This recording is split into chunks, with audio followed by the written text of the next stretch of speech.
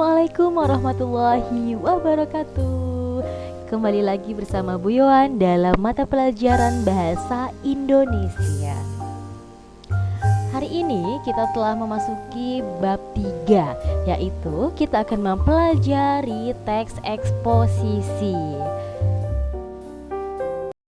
Sebelumnya, Ibu akan membacakan terlebih dahulu kompetensi dasar kita pada hari ini, yaitu kompetensi dasar 3.5 dan 4.5. Kompetensi dasar 3.5 mengidentifikasi informasi teks eksposisi berupa artikel ilmiah populer dari koran atau majalah yang didengar dan dibaca.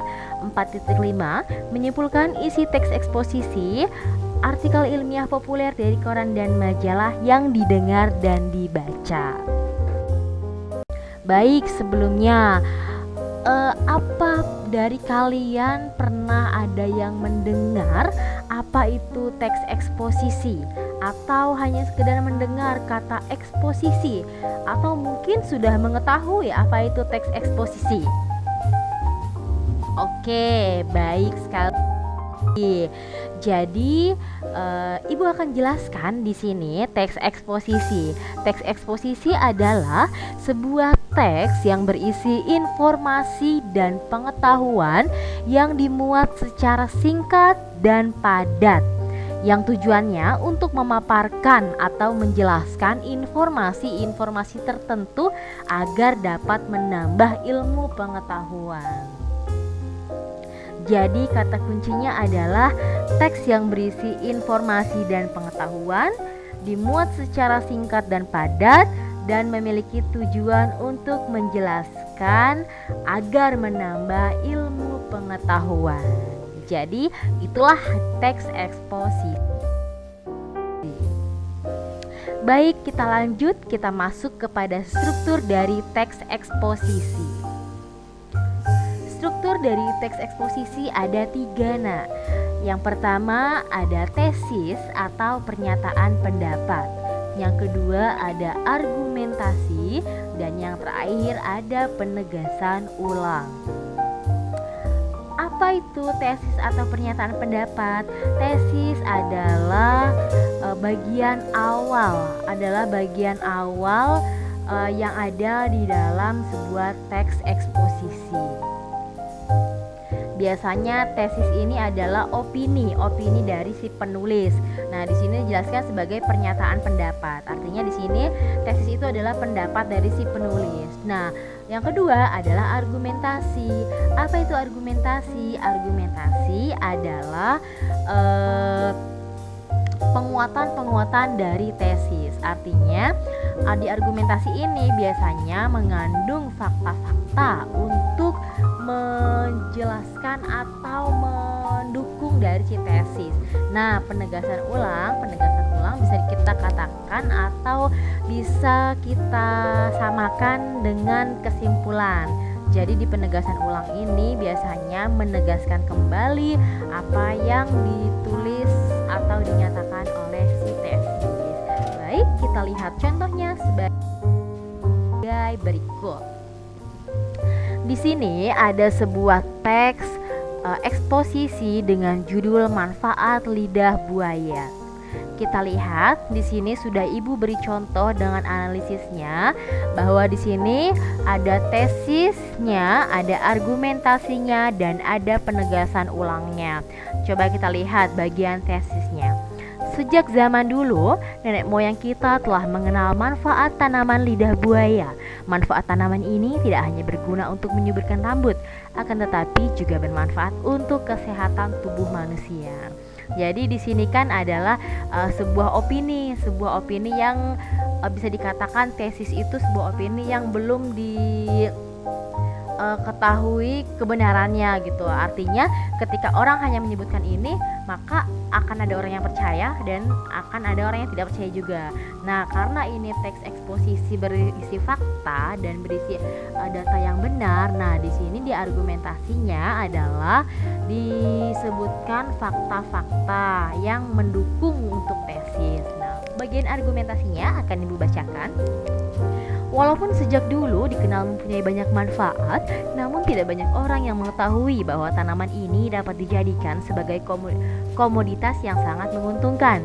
Para peneliti mengungkapkan banyak sekali manfaat yang terdapat dalam tanaman lidah buaya. Di bawah ini akan dijelaskan mengenai manfaat tanaman tersebut. 1. Bagian tertentu dari tanaman ini bisa dijadikan sebagai obat yang sangat baik untuk mempercepat proses penyembuhan. Lidah buaya dinilai sangat ampuh untuk mengobati bekas luka karena cedera ataupun luka karena terbakar. 2. Lidah buaya juga dikenal bersifat anti-inflamasinya. Dengan kata lain, tanaman ini memiliki kemampuan untuk memperlambat peradangan karena adanya asam lemak. Mengoleskan gel lidah buaya bisa mencegah atau menghentikan peradangan yang disebabkan oleh cedera dan lain sebagainya. 3. Lidah buaya dapat meningkatkan pencernaan dan membantu detoksifikasi tubuh. Lidah buaya juga sangat baik untuk mengatasi sembuh. Jadi ini adalah argumentasi untuk mendukung tesis. Dan yang terakhir ada penegasan ulang, yaitu sudah sangat jelas lidah buaya tidak hanya bermanfaat sebagai ramuan untuk menyuburkan rambut, akan tetapi bisa dijadikan sebagai makanan alami yang sangat menyehatkan. Ternyata alam sangat lengkap menyediakannya untuk kita. Jadi sudah sangat jelas ya bahwa di penegasan ulang ini hanya mengulas dari tesis, kurang lebih kalimat yang digunakan juga maknanya sama persis, hanya redaksinya yang diubah sebagai penegasan ulang seperti itu. Oke, baik, karena kita sudah mengetahui apa itu teks eksposisi, kemudian sudah tahu bagaimana strukturnya dan sudah melihat juga proses untuk menganalisis strukturnya. Di sini tugas kalian adalah analisislah teks eksposisi yang ada pada buku paket bahasa Indonesia di halaman 60 sampai 61 yang berjudul Nasib Hutan Kita Semakin Suram. Jadi anak-anak sekalian, pada halaman 60 dan 61 ada sebuah teks eksposisi yang berjudul Nasib Hutan Kita Semakin Suram. Tugasnya adalah kalian menganalisis teks eksposisi tersebut berdasarkan strukturnya. Jadi yang kalian analisis adalah strukturnya. Bagaimana Bu menganalisisnya? Seperti contoh yang tadi Ibu berikan. Kalian hanya memberitahu kepada Ibu bagian mana dari struktur itu, bagian mana yang tesis, bagian mana yang argumentasi, dan bagian mana yang penegasan ulang. Seperti itu. Baik, terima kasih. Ibu harap kalian semua sudah mengerti apa yang telah Ibu jelaskan hari ini.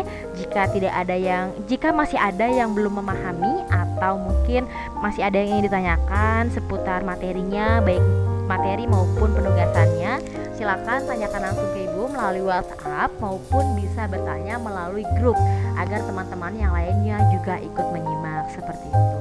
Baik, terima kasih. Selamat siang. Sampai bertemu pada pertemuan berikutnya. Semoga kita sehat selalu dan bisa terhindar dari virus COVID-19. Dadah. Assalamualaikum warahmatullahi wabarakatuh.